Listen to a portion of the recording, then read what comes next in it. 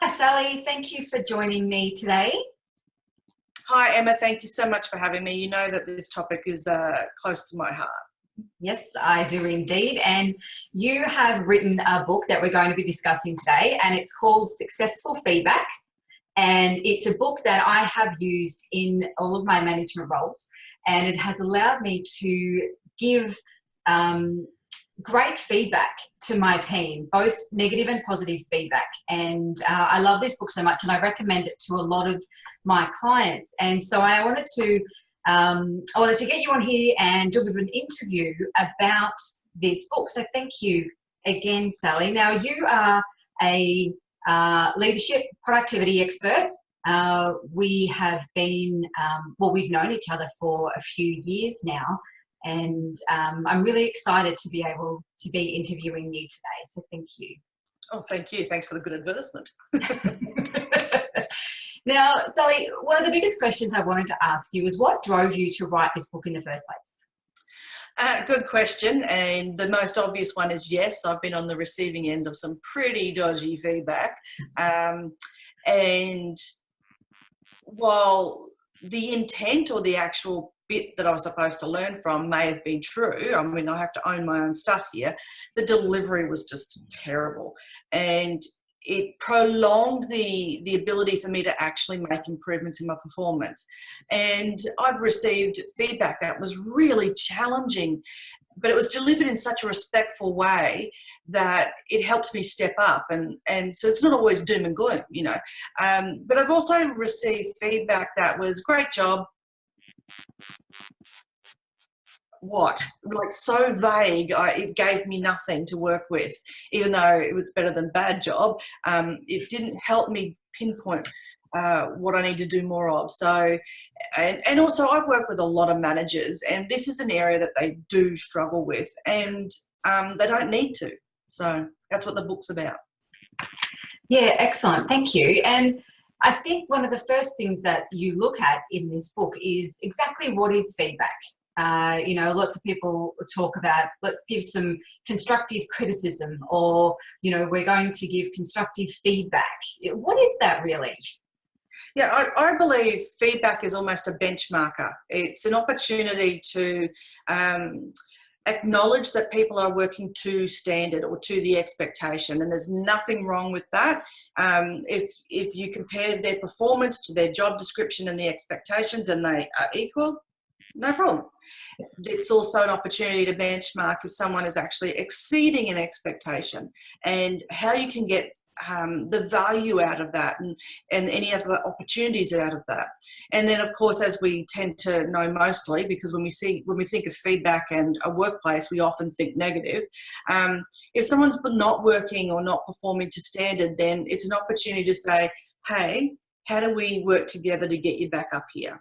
And a lot of people, I think it's probably quite unconscious, but at some level they are not really seeing feedback as what it truly is, because it's not about me espousing and almost vomiting my ego all over you and what I think is right. It's actually about helping someone be the best version of themselves, to perform to the best of their ability day after day.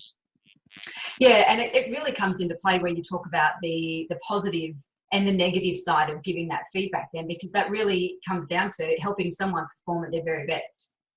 Absolutely. And I think that when we give feedback, we have to, you don't just leave it at you're doing a bad job. And even if you're being specific about you did a bad job of this project in this area, that's incomplete. What do you do with that? Okay, now what is where the employee is left with. And so I think it's really important that we actually invest a bit more time in the conversation to get a far better outcome and far better productivity and engagement out the other end of the conversation. Yeah, definitely. And this book really centres around a formula, and there is a formula to give feedback, and to give it well, to give it effectively and successfully. Can you elaborate a little bit about that formula? Absolutely. And I'm a simple girl, well, you know me, but I believe in making things simple. And the three areas we want our employees to really tick off as they work through a feedback conversation is awareness, action, and achievement. And to do that, the formula is the EECC. And so the first E is example.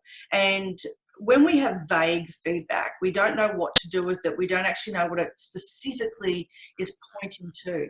So if we actually have a really specific example, that then helps the employee go, that's what I need to do more of, or that's what I need to fix, or, and busted. I can't get out of this one, you know. Let's face it, some people I like to call Teflon, things just but the example has got to be specific, because then people can step into and have the deeper conversation around that. And it goes hand in hand with the second E, which is effect. And I think a lot of people might not really realise the impact or the effect they have on others, or the work or the processes, or even the bottom line, if their performance is not up to standard. Or if their performance exceeds, they may not realise just how good it's been. And so when we make sure we talk about effect, hand in hand with the example, we're creating responsibility. The employee, you know, needs to pick that up and own that. And then we move into the first C, which is coach. And this is where you as a leader or manager put on your coach hat, and you're a coach, so I know you know this. When we tell the employee what they need to do, chances are they might not own it. But when we create the environment for the employee to step up and say, oh, okay, now I get it, I need to do this, this, and this, they're going to walk in. They're going to lean in and engage more. So helping the employee to create their own action plan, that's what I call, we go from responsibility to changeability, and they're prepared to create the action plan and implement it. And then the last C is commitment. And I think this is where we really drop off for a lot of people. Mm-hmm. And the reason why I added commitment into this formula is because, let's face it, you're, as a busy manager, day in, day out, people come to you with requests and questions and concerns. And the classic line is, leave it with me. And leave it with me is where stuff goes to die, you know. And I don't really believe managers say that just to fob people off. I do believe they are well intended in getting back to them and spending more time thinking about it. But on top of everything else, it's just too much. And so they inadvertently give the message that the employee is not really important, and when that's not probably what they mean when they say leave it with me. Yeah.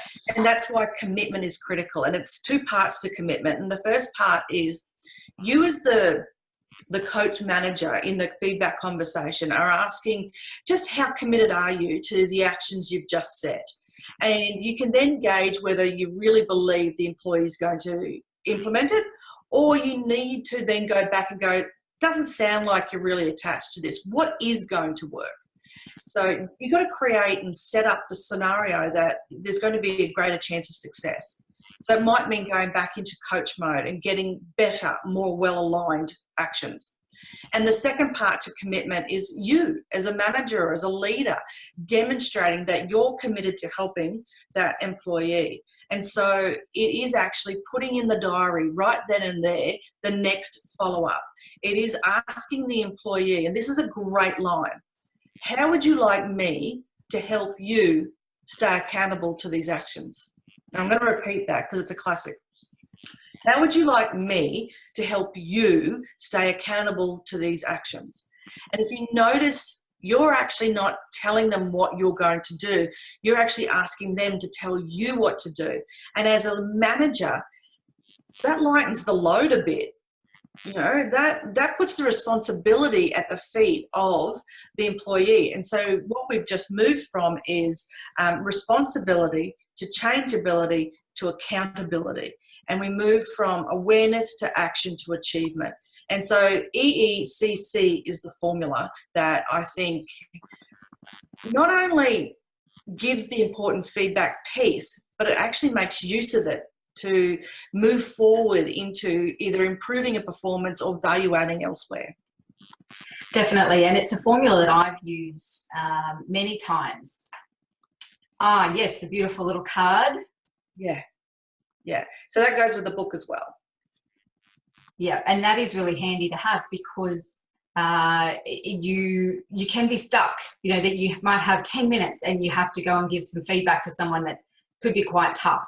And, you know, you're thinking, oh, what was that formula? I don't know what it was. And to have that card as well is really excellent. So I love the fact that that goes with the book too. And I've used that. It has been in the top drawer of my office and a few different places. Cool. That's and good.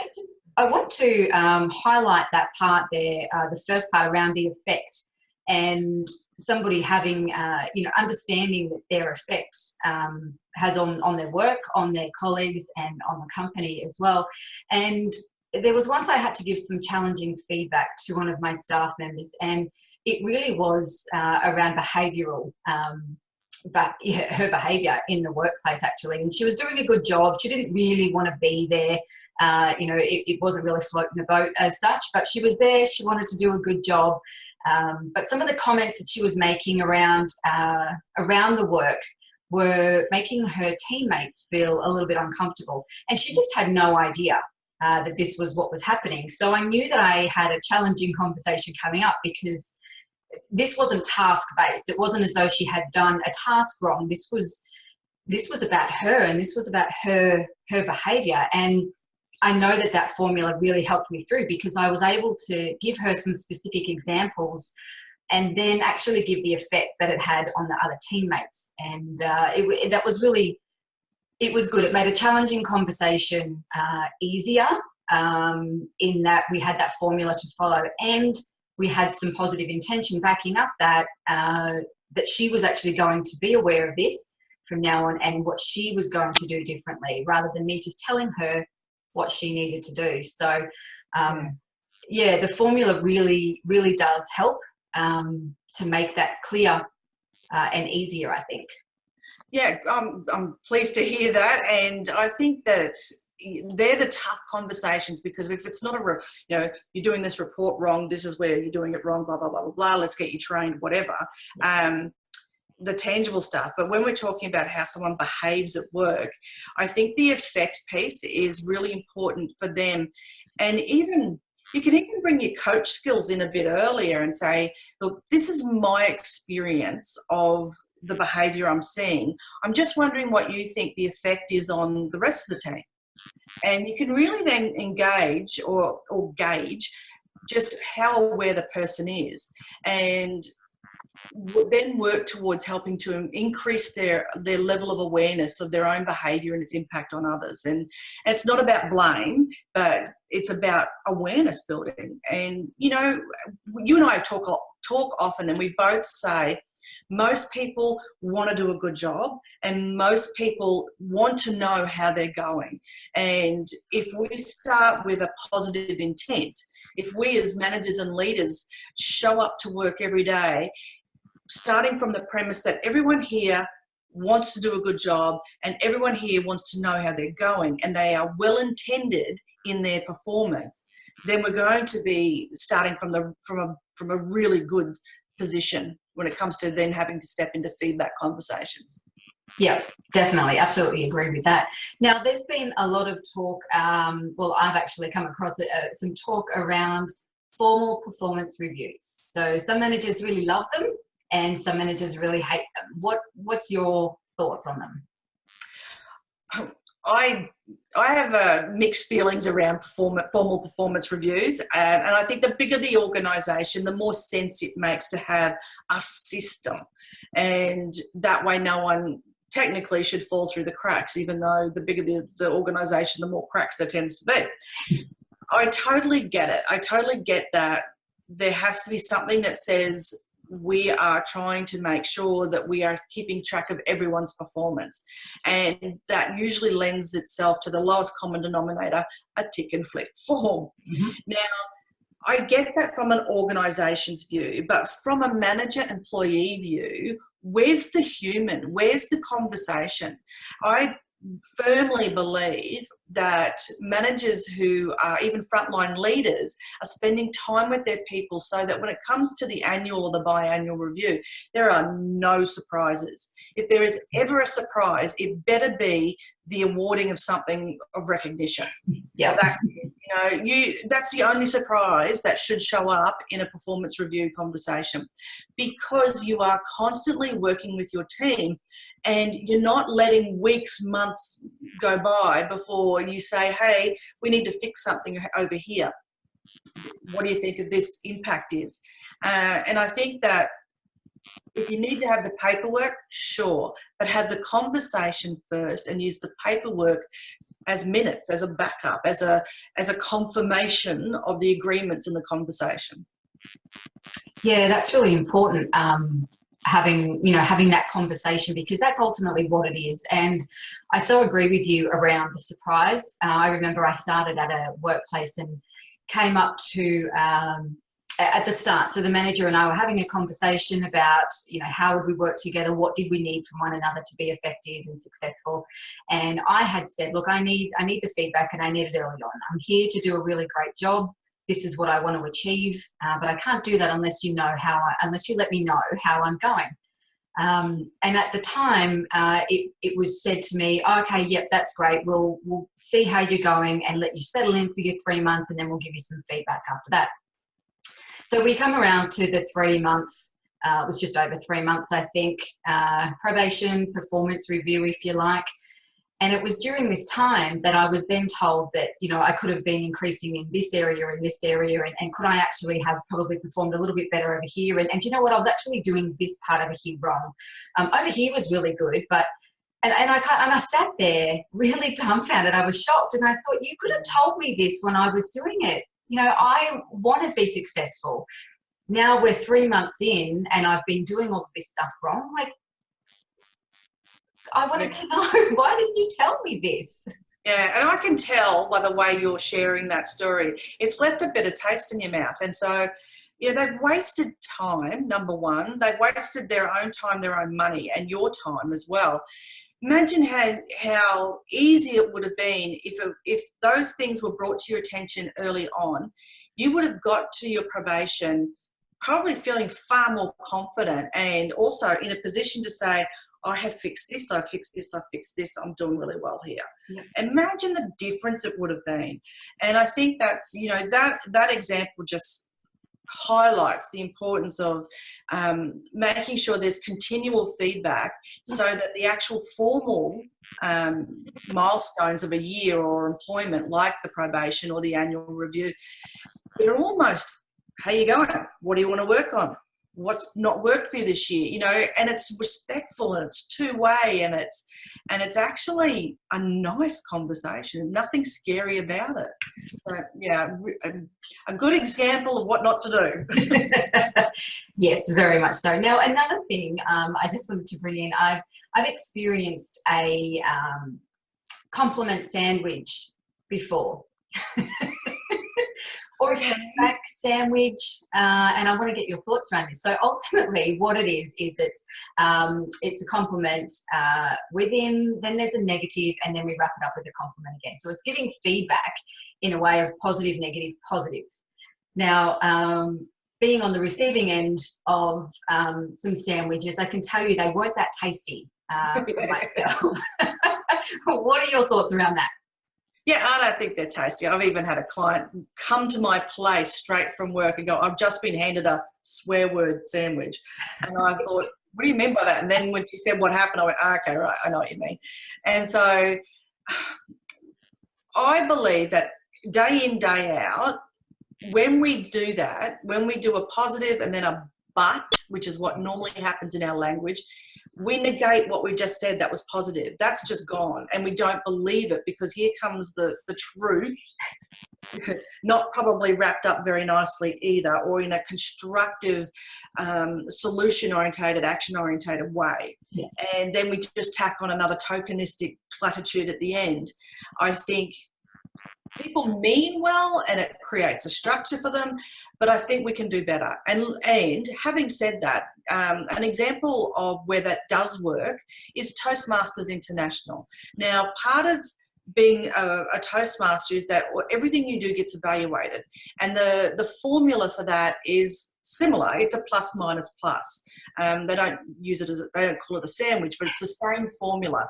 And here's the thing: everyone knows that, so everyone knows what to expect, and also those evaluations are limited in time, and so you know that when you're being evaluated with a plus minus plus, you know it is just short and sharp and to the point.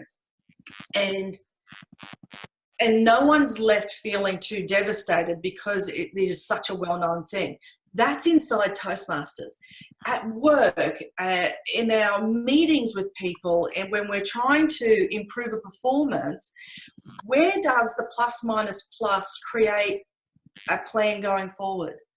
It just doesn't. It's incomplete feedback in a lot of ways. That is dipped very flimsily in some positive platitudes. So I don't like it if you can't tell already. Yeah.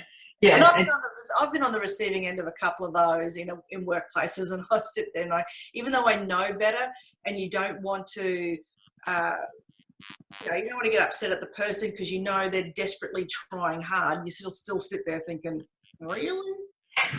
Really? But yeah. Oh my gosh. So following on from that then, what is one piece of advice that you can give to managers who probably use the sandwich because they don't know any better, or they're just not having any conversations because they don't know how to effectively give them? Just one piece of advice? Okay. Pick a good one. Look, I think I think using the EECC and have it in front of you and write notes down and use the formula. And people sort of think, but won't I look like I'm not very organised? And I'm like, it's the exact opposite. If you're sitting there with the formula in front of you and you've got a couple of notes that you want to go through and you follow the formula, and you go back to pieces that you might have to go back to and confirm for commitment and things like that, that says to the employee, I've thought about you.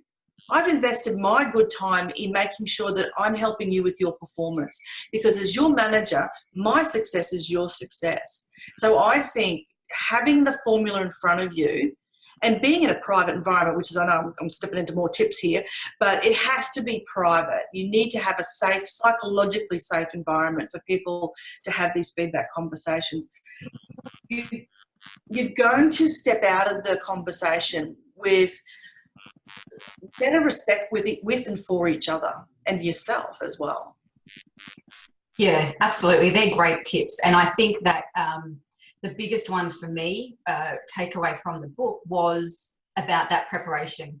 And you're exactly right, because it showed that I did care about them enough to be able to put some thought into it and to come up and go, hey, do you know what? This is something that I've prepared, and we're actually going to talk about it. And then we're going to commit at the end, both of us, and leave. So all of that wrapping together makes a much bigger impact than a manager come flying in, sitting down and going, right, now, oh, that's right, yeah, we're supposed to talk about this today. I mean, that just says to me straight away, you don't have enough time for me at all. So that's a big one. And I think also what the point that you just triggered in me is when something goes wrong, let's go to the negative. Okay, something goes wrong and you're frustrated, you're not happy, you can feel your emotions rising. That is the last position you need to be in to go into a feedback conversation.